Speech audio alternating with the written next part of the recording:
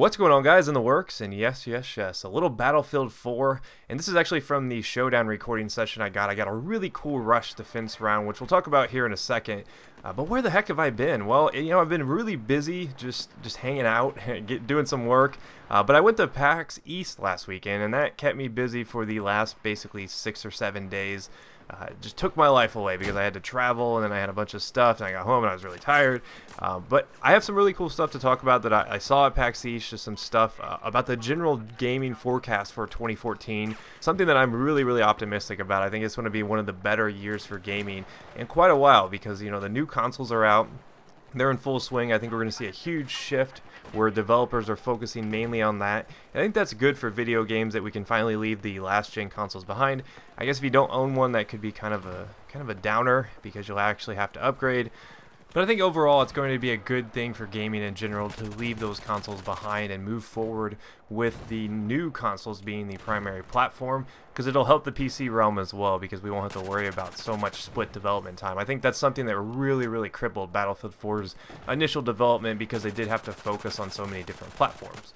But let's talk about this gameplay a little bit before we get too deep into it. It is some naval strike rush defense, which I consider to be kind of tricky because of all the inlets and the waterways that come into the land. It makes it really easy for the other team to kind of slide in behind you on rib boats, on attack boats, and it can be really frustrating. But I have a really cool strategy that's really simple, and it's really not much of a strategy at all, but it's use the slams in the water. Look at that.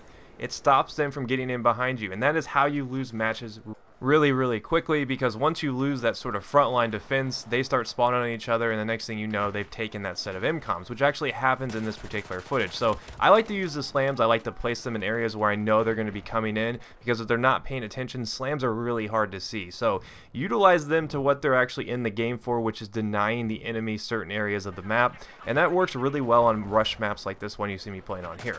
So hopefully you guys do enjoy the gameplay. Let's talk a little bit about PAX and Battlefield 4, Battlefield 5, and all that stuff that I learned. Well, it was interesting because very rarely do I actually get to go out and talk to you guys and just people and developers face to face about gaming, and particularly Battlefield games. And I think the current consensus among a lot of the developers I talked about when I told them I did Battlefield and stuff like that was that Battlefield 4 was a huge letdown, and that they're kind of surprised that so many people still do play it because there's so many good games out there. And I think that's an interesting thought, because I personally have been playing a lot more games because of the fact that Battlefield 4 was a little disappointing to say the least, but it gave me time to explore games that I normally wouldn't play, and there's a lot of fun games out there. We've got Diablo 3 Reaper of Souls in full swing right now. You've seen me playing a lot of that.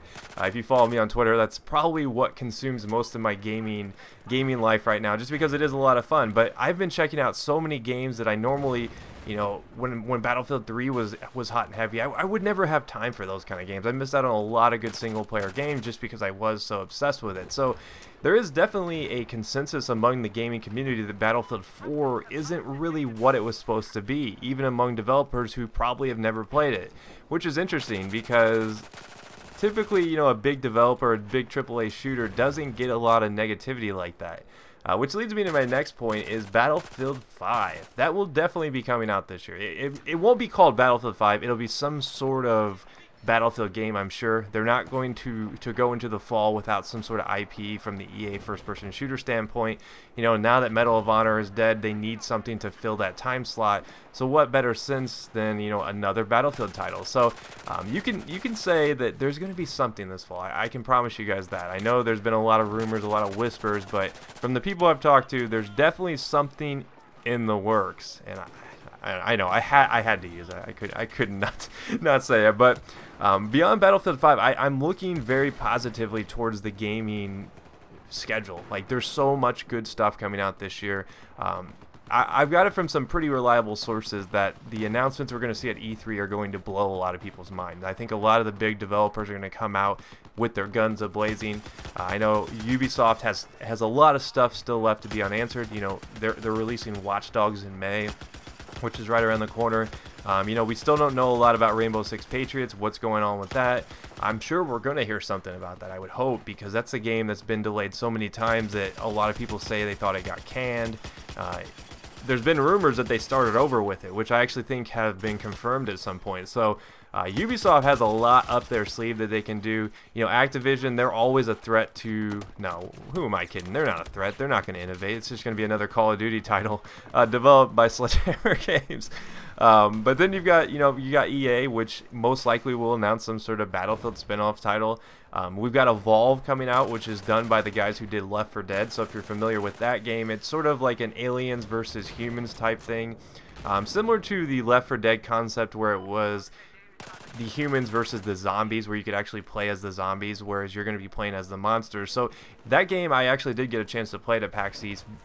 It takes a lot of things from Natural Selection, which is a PC exclusive game, and it was Natural Selection 2, that is, where you actually had to fight against aliens, and the aliens could level up, and then they gain power and stuff like that, which I actually thought was a lot of fun. I used to love Natural Selection back in the day when I was a young PC gamer. But Natural Selection 2 is not bad either, so if you're interested in seeing what that game's about, it's pretty cheap on Steam, and I would actually highly recommend it. It is a fun time. But I definitely think Evolve will be a fun game because they're combining that Left 4 Dead survival aspect with the Natural Selection type gameplay, which I think is an interesting concept because it takes us away from the player versus player with just guns to player versus monster. And if they can finally refine that, I think that we could have a really fun multiplayer experience. And from what I actually saw of the game at PAX East, I think that is a high possibility. But other than that, the other games that I kind of were interested in was Borderlands, the pre-sequel. You guys know about my love for Borderlands. I posted a few videos here and there back when it first came out, Borderlands 2 that is. But they're going to be having Borderlands, the pre-sequel, which is going to be a Windows, the PC title, and they're going to have it on Xbox 360 and PS3. And it seems like it's not going to be on next gen. I don't know if that was a typo or they haven't announced something like that, but I think the title is... funny enough alone that it makes me interested in it because it actually follows the story of Handsome Jack before Borderlands 2, so that's where they get the phrase pre-sequel. But I still think it'll be kind of interesting to see how that plays out, whether or not they go next gen or not, because it's not really going to be anything but like a smaller expansion, so I don't know if it's going to be a full-fledged out title. From what I understand, it's not, but you never know. Sometimes things start small and grow to be big. I've seen that happen with a lot of these different titles that they announced early in the year. So definitely a lot coming down the pipe. I'm actually interested, what are you guys most excited for in 2014? I mean, I think this could be one of the best years we've seen in a really long time. And there's several factors for that. There's several reasons why that could be the case. I mean, there's just so much that's unannounced, and there's so much already announced that I just can't fathom that this would be a letdown year like last year was. I actually thought last year was kind of a down year for gaming because we knew the next gen consoles were right around the corner and nobody really was wanting to commit to the current gen. So I think a lot of developers held off until this year. So it's going to be a jam-packed year, and it makes me wonder how many people will actually still be playing Battlefield come the fall of 2014, because there'll just be that much more stuff to compete with it.